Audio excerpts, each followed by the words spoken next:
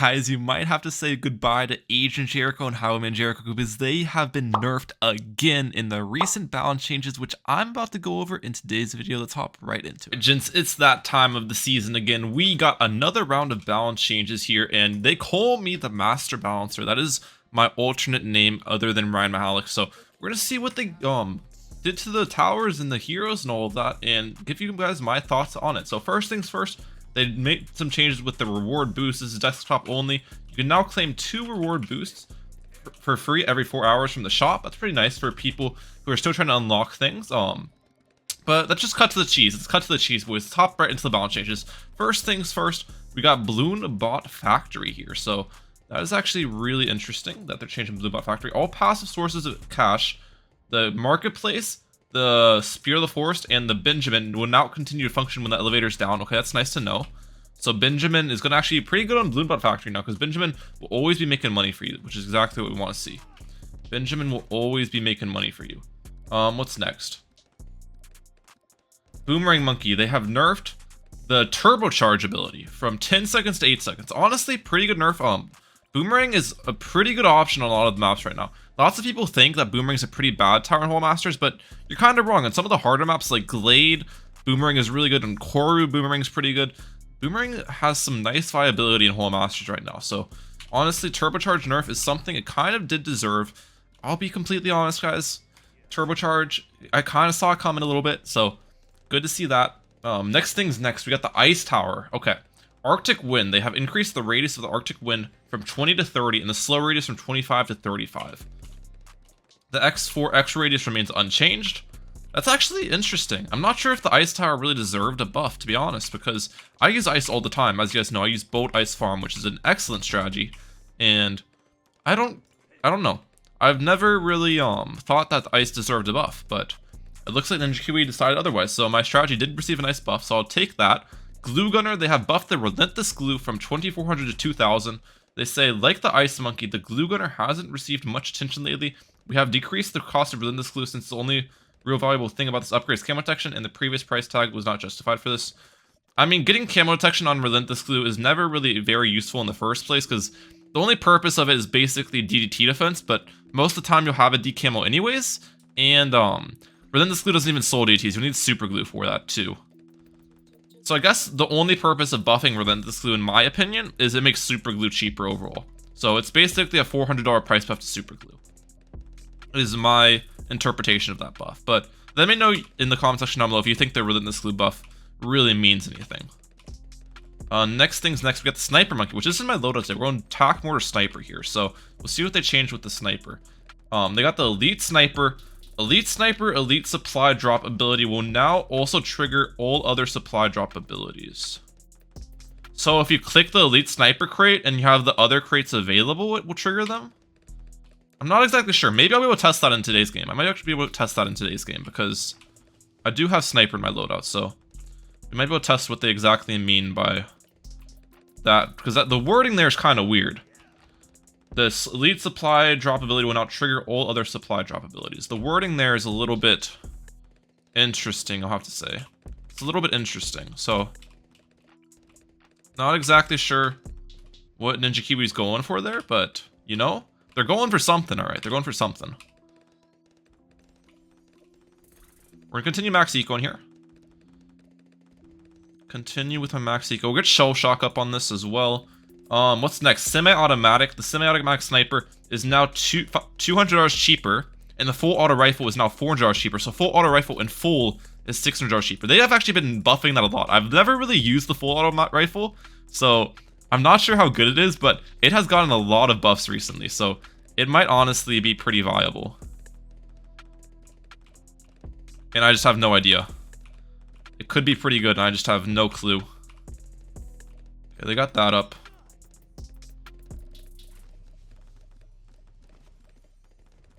We're gonna send them some regions.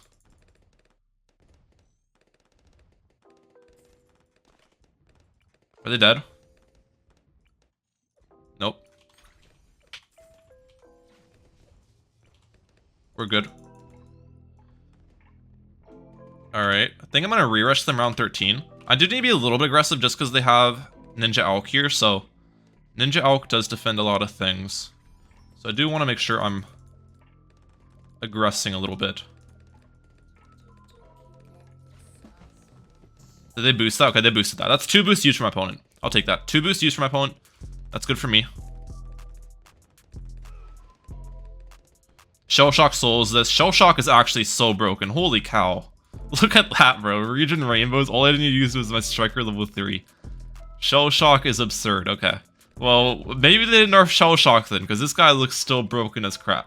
We go to the next thing, is Monkey Sub. The 4XX Reactor Pierce. So the Reactor is now 30 Pierce instead of 26, but the middle crosspath Pierce remains the same. So this is only buffing the Reactor without the middle crosspath. But they've also made the bottom crosspath Reactor attack faster from 0.32 to 0.3 for 401 and 0.224 to 0.2 for 402. So they're buffing. They basically buffed the bottom crosspath Reactor and left the middle crosspath Reactor the same, which honestly is a pretty good decision because bottom crosspath Reactor is basically useless right now. So it's nice to see them change that a little bit and give it a little bit more use. In all honesty, it's nice to see them realize that the bottom crosspath doesn't have use and kind of change it up. So W changes to the Monkey Sub. Although Monkey Sub, in my opinion, is pretty overpowered right now, so I would have liked to see some nerfs alongside with it, but doesn't really look like that came along. Next thing is Monkey Buccaneer. So they not buffed Ice, and they're buffing Boat as well, actually. They're buffing Boat here, which is interesting. They're sending me a Moab. Alright. What did they do? They made the aircraft carrier 6,400 instead of 6,800. So they buffed the aircraft carrier by $400. We'll boost this. Aircraft carrier got a buff by $400 there, okay. Fair enough. So that's actually going to help Boat Ice a lot. Arctic Wind buff and aircraft carrier buff. Especially the aircraft carrier buff will be pretty crazy for Boat. I'm really intrigued that they buffed it, to be honest, because I mean, I guess aircraft carrier overall is not a great upgrade most of the time, right? It's just interesting.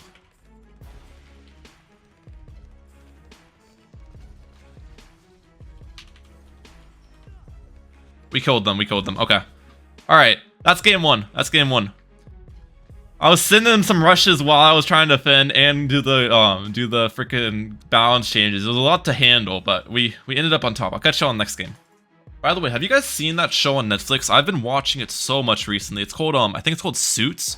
I just started like the other day, and I'm kind of addicted to it. I'm gonna be honest. I'm kind of addicted to it. So if anyone's watched it, let me know in the comment section down below if you have enjoyed the series overall. But I'm hooked on it. But let's continue. So I just went over the Monkey Buccaneer. Next thing is Monkey Ace. Okay. Monkey Ace, they say that Operation Dartstorm is getting an increase in Pierce from 7 to 9. That's fair. Flying Fortress is getting an attack cooldown decrease. I've actually been asking for this. I definitely thought Flying Fortress deserved a nerf. And they're actually reverting the buff they did on it recently. I don't know if you guys remember. Like, I think it was one of the recent patch notes. They buffed the Flying Fortress attack speed. They basically just reverted that. So, it's cool that Ninjakiwi can admit their mistakes there and just revert it once they realize it was a bad buff. Let's see what they said, though. Let's see what they said about the Monkey Ace, because I'm actually curious on this one. They said, we buffed the ODS a little with the hopes that'll be a little more efficient option for mid-game defense.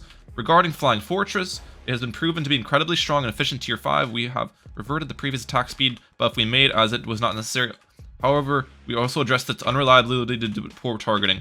Oh, they actually changed the targeting as well. They made the main weapon target the strongest balloon rather than the closest. That was actually really interesting.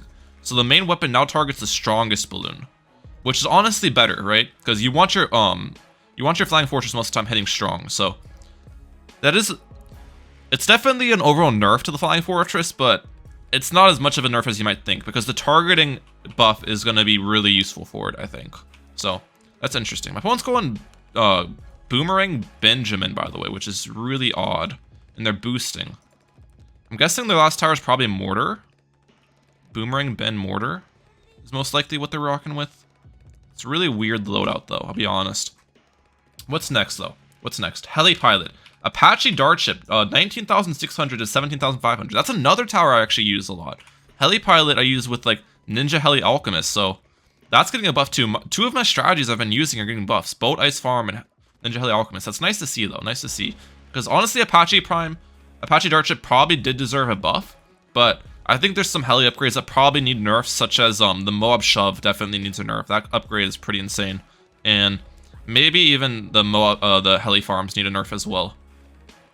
But nice to see Apache Darkship get a buff nonetheless. Let's use my cocktail here. What's next? The Mortar Monkey. Okay, we've been waiting on this, guys. We've been waiting on this. Shell Shock stun duration, 0.5 to 0.4. I'll be honest, I used Shell Shock last game, and it seemed very broken still. I don't really know if 0.1 stun duration really changes anything at all. That's all they did is Shell Shock, okay. I would have liked to see a price nerf to Shell Shock. Price nerf to Shell Shock I think would have been a good idea. And they've nerfed the Artillery Battery, making the Artillery Battery 8k, and making the Artillery Battery attack duration for the ability only 7 seconds instead of 8 seconds. Okay, that's actually a good change. I won't be wrong there. That's a good change for the Artillery Battery. I don't think Artillery Battery is going to be stupid broken anymore, especially 8k for it is pretty expensive. But Shell Shock, I would have liked to see a nerf on Shell Shock. But overall, they were in the right direction with the Mortar changes. I like that. Super Monkey. They have made the Tech Terror and the Anti-Balloon if you have the Knockback Crosspath. Knockback surviving targets if you use the ability, which is actually really interesting. I have been asking for an anti-balloon buff, so it's nice to see that, but honestly, I think anti-balloon needed a damage buff is the main thing, but definitely have to test that out at some point. I wonder how much it knocks back after using the ability. I think they said it was used, it's like that in BT6 as well, so I haven't really played around in BT6 with it, so I don't really know how strong that is in BT6, but again, pretty interesting to say the least, pretty interesting. Let's get my farmer down, get my balloon butt down. What's next?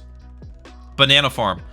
Oh, this is actually something I was asking about in one of my recent videos, or one of my recent streams. I was going over balance changes I would do, and this was pretty much in line with one of them.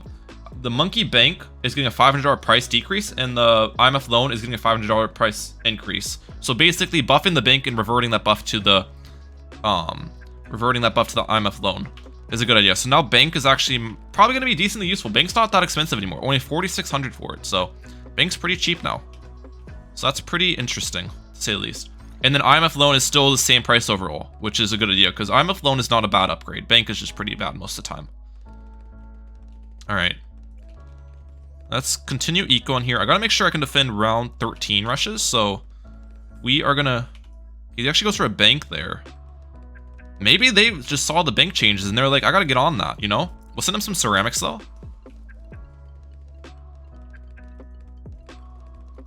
They gotta boost this.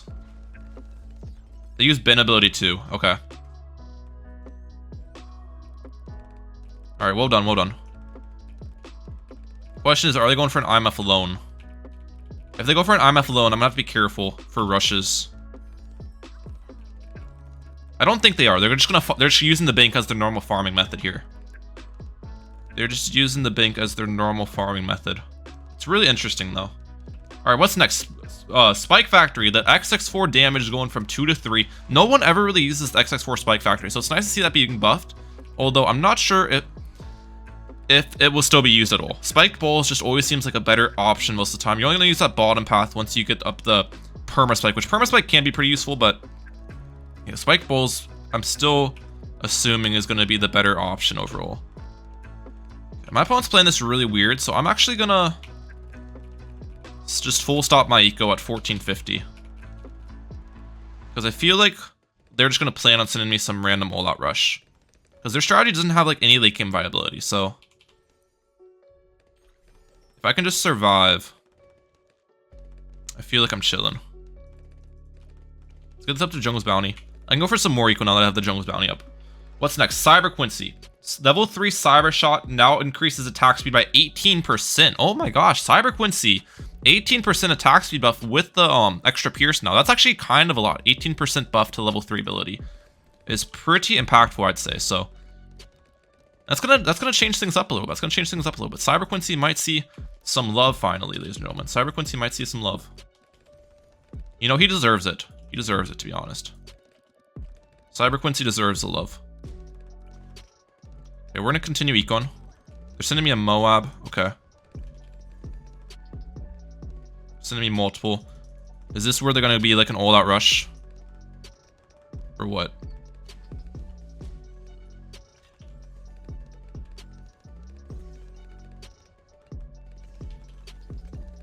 I feel like we're fine here. If I just pop down these Moabs and eat up the insides. Yeah, we're fine, we're fine. I do need to get some leaks in, though. I'm not sure how I'm gonna get my leaks in. For these druids. I didn't really leak at all, did I? And I have this tornado now. I actually kind of want to sell the tornado, to be honest. To get leaks in. These leaks are super important for me to defend round 22. They are super duper important.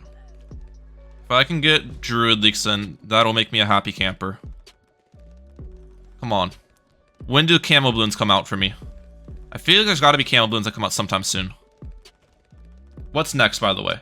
Ocean Open. They have made the level 10 Ocean Open ability. There's the camo balloons I'm talking about. They've made the level 10 Ocean Open ability actually get 1200 RB instead of 1000. So that's a buff to that, which is pretty nice to see. A buff to Ocean Open. Alright, leak a little bit more. Alright, there we go. That's perfect. That's perfect. Buff to Ocean Open. Agent Jericho. Also, big nerf to Agent Jericho. $850 for Agent Jericho instead of $750. And same thing for Highwayman. Alright, he's actually all-outing me here. So let's make sure we defend this.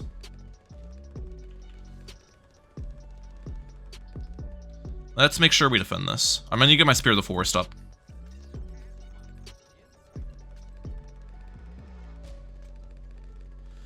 Alright. Big nerfs to Highwayman and Agent Jericho, which is something I did want to see, so it's good to see.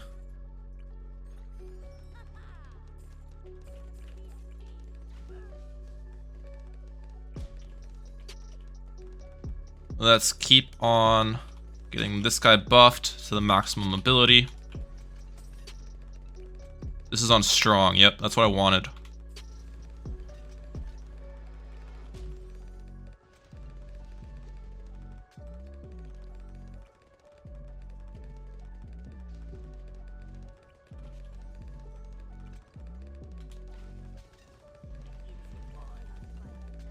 Come on, defend. Spear of the Forest is crazy. Actually crazy. Look at that, bro. Spirit of the Forest goes crazy against that. It didn't even get close. It didn't even get close, ladies and gentlemen. He hits me with the oops. Okay, well that is the balance changes. Overall, my thoughts, they were pretty good balance changes. I would have liked to probably see a nerf to Bomb. Maybe a nerf to Ziney Churchill as well. Ziney Churchill is pretty broken right now. But good thing they nerfed Jericho. Good thing they nerfed Flying Fortress. The boat ice buffs were a bit questionable, but overall, let me know your thoughts in the comment section down below. Hope you guys enjoyed the video. If you did, please like and subscribe. Moving forward, I'm Mike out. Peace, lads.